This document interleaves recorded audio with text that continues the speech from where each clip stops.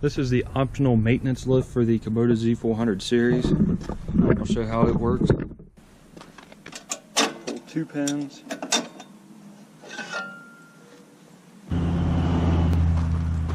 There's a bracket on the left side of the machine.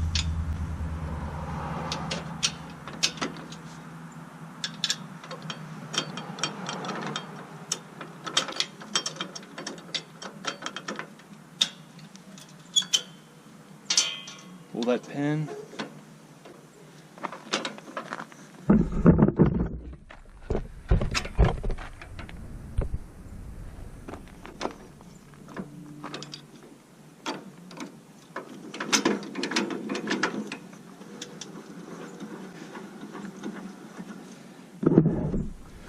You can see the machine is already up off the ground.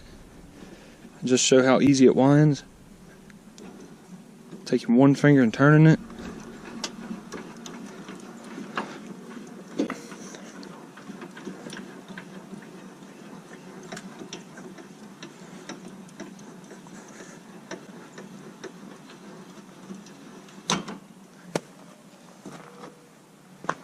Then get underneath there to clean your deck or remove your blades.